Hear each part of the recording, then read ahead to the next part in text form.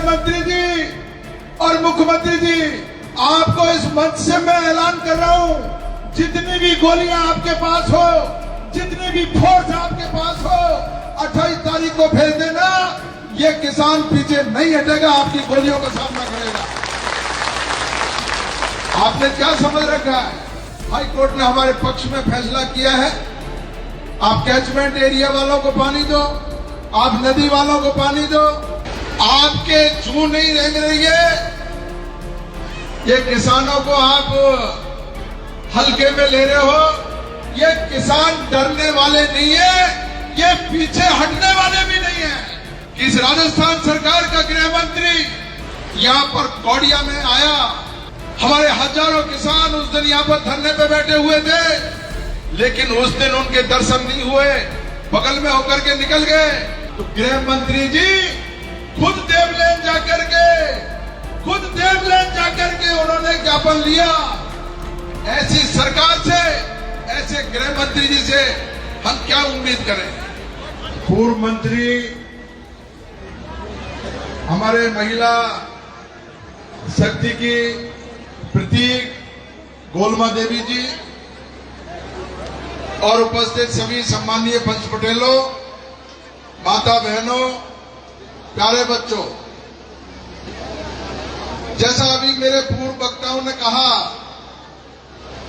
ये न्याय और अन्याय की लड़ाई है। हम न्याय मांगने के लिए सरकार के हर स्तर पर, हर दरवाजे पर गए। और मुख्यमंत्री जी को मैं ये कहना चाहता हूं, जैसा अभी देवी सिंह जी कह रहे थे, आपको इस क्षेत्र की पूरी भौगोलिक जानकारी है, आपको इस क्षेत्र के चप्पे चप्पे का आपको ज्ञान है। और ऐसी परिस्थिति में भी, इतनी भीषण गर्मी में, आज 15 दिन हम लोगों को हो गए, आपके जू नहीं रेंग रही है। ये किसानों को आप हल्के में ले रहे हो और मजबूर कर रहे हो। मैं आपसे अनुरोध करना चाहता हूं, आपकी जो पॉलिसी है, जो आपको गुमराह करने के लिए जो लोग लगे हुए हैं, आपको बहकाने के लिए जो लोग लगे हुए हैं, उनसे सावधान हो जाइए। ये किसान डरने वाले नहीं है, ये पीछे हटने वाले भी नहीं है।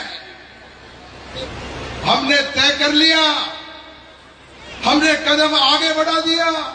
हम हाई कोर्ट के आदेश की पालना कराना चाहते हैं। माननीय मुख्यमंत्री जी, हम आपसे कोई धन दौलत नहीं मांग रहे।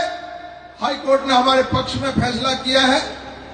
आप कैचमेंट एरिया वालों को पानी दो, आप नदी वालों को पानी दो।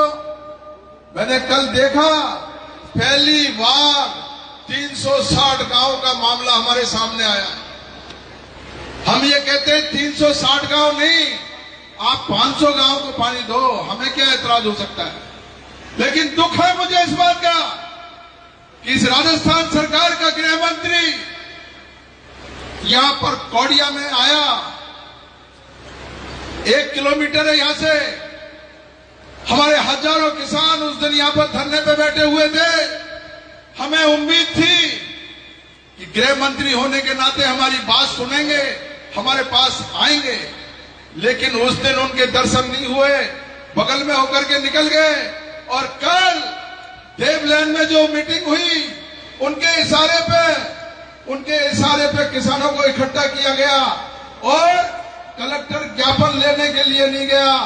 तो गृह मंत्री जी खुद देवलेन जाकर के उन्होंने ज्ञापन लिया। ऐसी सरकार से, ऐसे गृह मंत्री जी से हम क्या उम्मीद करें?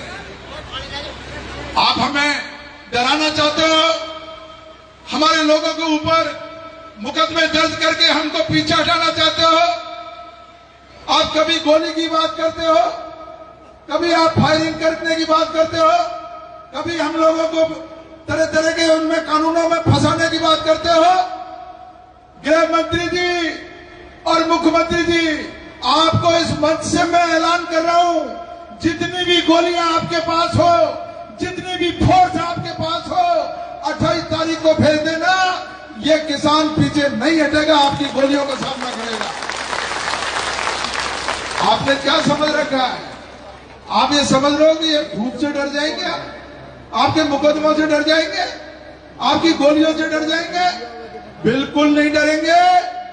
और आज मातृशक्ति के रूप में कोलमा जी, जैसा अभी पंखीलाल जी ने कहा, ऐसी महिला जो निस्वार्थ भाव से, कोई छल नहीं, कोई कपट नहीं, कोई बेईमानी नहीं, कोई राजनीति नहीं, मेरे साथ तो रही है। मैं एमएलए था, मंत्री थी, मैं संसदीय सचिव था, साथ साथ रहे।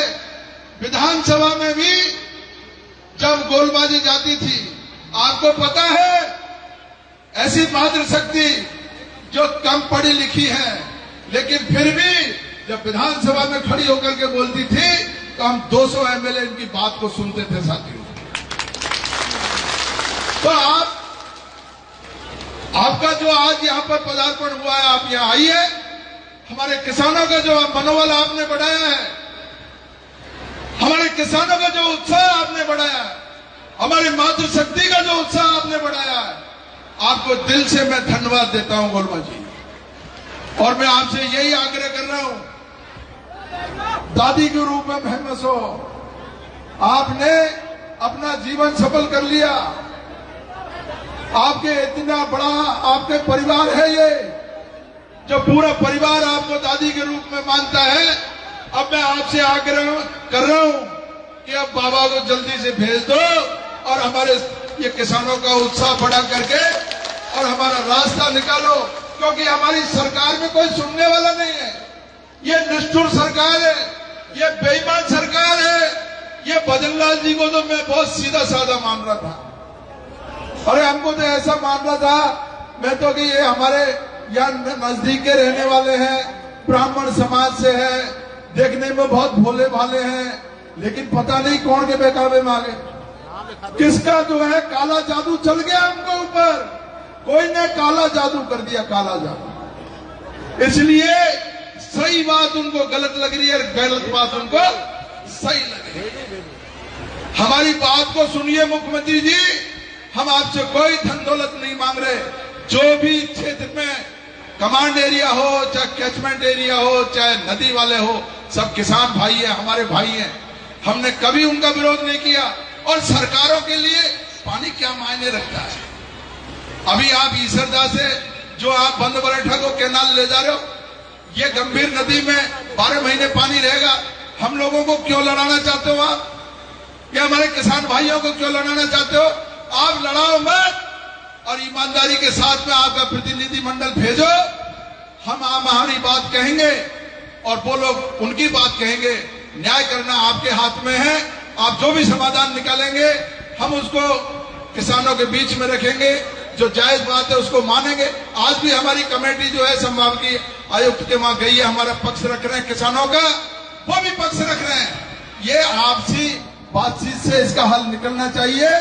कुछ लोग जो सोशल मीडिया पे वातावरण खराब कर रहे हैं, मैंने पुलिस को कहा, आईजी साहब को भी कहा, ऐसे लोगों के खिलाफ मुकदमे दर्ज होने चाहिए, उनके खिलाफ कार्रवाई होनी चाहिए जो तरह तरह की बातें करके और भ्रमित करने का काम कर रहे हैं। मैं आप सब लोगों को धन्यवाद देता हूं। इस भीषण गर्मी में लगातार ये कारवां बढ़ता जा रहा है और 28 तारीख तक मुख्यमंत्री जी आपको 2-2 किलोमीटर तक पैर रखने की जगह नहीं मिलेगी। इतनी बड़ी संख्या में, इतनी बड़ी तादाद में हमारे ये किसान जो है 28 तारीख को आएंगे। गोलमा जी को पुनः धन्यवाद। आप सब लोग पधारे हो, बहुत बहुत धन्यवाद। जय हिंद, नमस्कार।